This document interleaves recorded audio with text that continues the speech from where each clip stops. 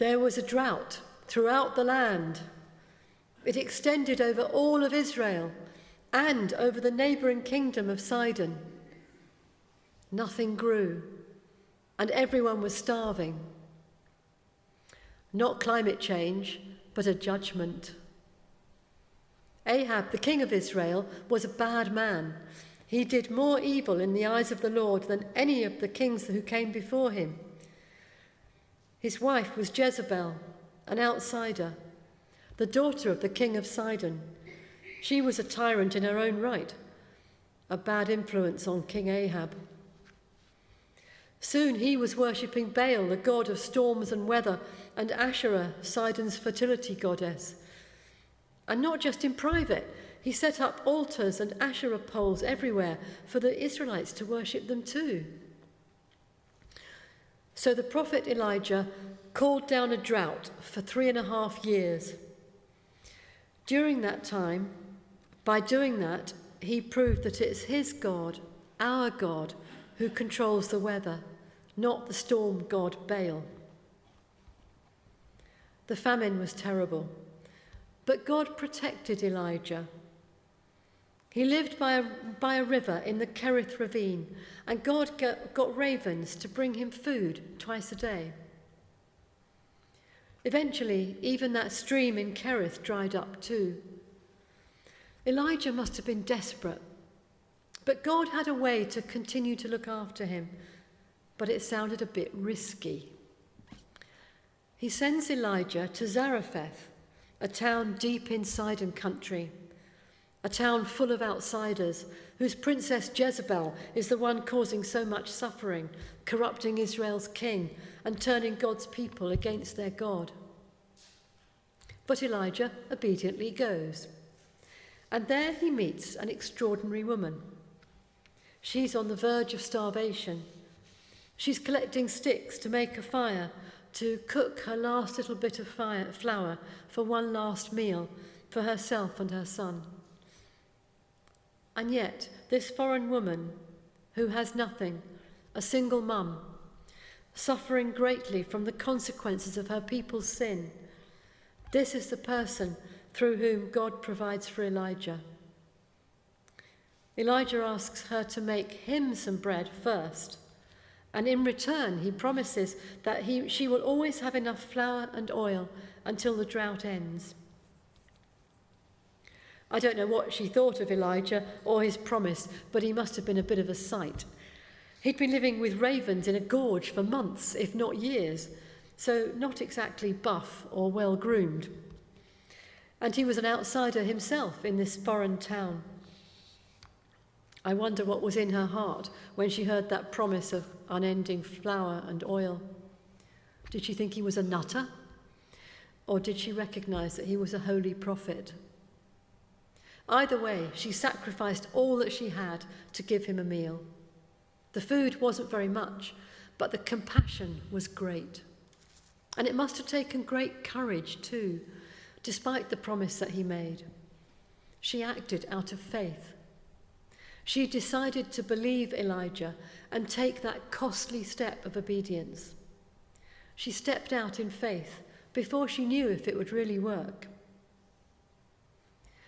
I think sometimes it's the same with us. Sometimes we might feel huge compassion for someone, and we feel that we could help, but it would be a big effort. It would mean sacrificing some time, maybe some money, and maybe something we really don't want to give up. And yet there's this person in need, and we have the means to help them. Perhaps there's a moment of dilemma. We know the right thing to do, but do we have the guts to do it? My view is that when we decide to act on our compassion, God always honours that. We may miss out on something that we wanted, but we gain a richness as well as a warm glow of happiness for that person. On the other hand, if we talk ourselves out of it and override our compassion with sensible arguments about how we haven't got time or we need to save money, and we turn away from that person in need, When we do that, we feel impoverished somehow. Instead of a warm glow, we feel a slightly guilty unease. The next time, we find that our conscience and our compassion has become a little weaker. Now it's easier to turn away from anything too costly. But that didn't happen in Zarephath. The woman made a step of faith. God was true to Elijah's promise, and every day there was just enough flour and just enough oil for the woman, her son, and Elijah to eat. Until one day, tragedy struck. The son died. The woman and Elijah are both devastated. The woman knows that as a widow, without a son to look after her, she's doomed. She sees it as a terrible judgment for her own sin, and she blames Elijah. Her son has died for her sins. Elijah blames God. He says in verse 20, "Lord my God, have you brought tragedy even on this widow that I'm staying with?" And he cries out to God to bring the son back to life. And he does. The son is resurrected. Any doubts his mum might have had about her lodger are gone. "Now I know you are a man of God," she says, "and the word of the Lord from your mouth is the truth." How different from God's own people, the Israelites, in the kingdom next door, turning away from God and worshipping Baal and Asherah. Her sacrifice was rewarded with resurrection, and her faith was deep and genuine. There's something about this woman that reminds me of another woman in the Bible, another widow in the New Testament. Jesus was in the temple watching the worshippers making their donations into the collection box. Some were giving more than others, but then a little old lady comes and she puts in just 2 mites, hardly anything. Jesus says it may not be much, but she was sacrificing all that she had for God's work, more than any of the others who only gave money that was spare. She was an outsider by way of her gender, her age, her singleness, her poverty. But she was willing to give everything for God's work. This happened very soon before Jesus himself sacrificed all that he had and all that he was for the sake of God's work redeeming the world. He too was an outsider, separated from his heavenly home, incarnated into a human being, living within all the limitations that means. He came to help us and to save us, but his own people, the Jews, rejected him. They refused to recognize his ministry or accept his love. Jesus came firstly for the Jews, but there is the constant warning that if they don't take up his offer of a place in his kingdom, there are plenty of outsiders who will. And that's what got people angry. Even his own neighbours in Nazareth tried to kill him when he said that. And they'd known him since he was a child. Ultimately, Jesus even felt God himself turning away from him when he accepted all the evils of the world on his shoulders. Jesus became the ultimate outsider, both from heaven and from earth, giving all that he had and all that he was so that we could become insiders with God and be welcomed into his heavenly family. We have to take care not to be like those Nazareth Jews ourselves. They went to synagogue, they were in the right family, but that meant nothing if they didn't accept Jesus. Coming to church helps us to be in touch with God as we sing to him and pray to him.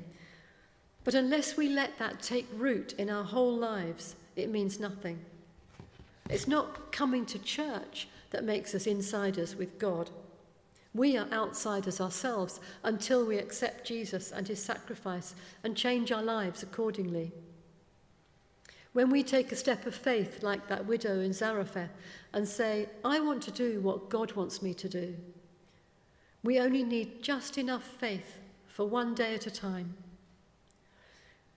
We're not often asked to put everything we have or everything we are on the line like the widow in Zarephath or the little old lady in the temple. But we will face smaller dilemmas that call for smaller sacrifices. And as we rise to those challenges, we get stronger and we come closer to God. And that's exactly what those Jews in Nazareth were not willing to do. They didn't want to share God with any Gentiles. They didn't even want any needy, poor people or disabled people cluttering up their complacent little lives. So when Jesus pointed out that God blessed and saved the widow of Zarephath over the Jews of the time, they tried to kill him. Can you imagine it? These were his neighbours, his parents' friends. They should have been the first to support him, even if they couldn't quite recognise him. But to them, he was always going to be Joseph's son, not God's son. Every week we come to church or we read our Bible and we hear things about Israel. Then we go home and we listen to the news or we read our media feeds and we hear things about Israel. What can we apply to Israel today from what we read about the Israel of Bible times? Well, looking at what we've read today, it's all about rejection. Outsiders come to God because the Jews rejected God. That was true in Elijah's day, and it was true in Jesus' day. The chaos that Israel is in today may well be the consequence of that, the fulfillment of prophecy. If they reject God, how can God save them? They're still his people, but they've ignored his son. Elijah judged Israel for being too influenced by foreign gods and religions. Has Israel today allowed themselves to get bogged down in the materialism and atheism of surrounding cultures? God sent them prophets like Elijah to steer them back. Now he sends them missionaries like CMJ, Christian Mission Among the Jews, and Christian Friends of Israel. These organisations are helping in a variety of ways, moved by the knowledge that the Jews were chosen first by God. We can support those charities and pray for their work of aid and reconciliation.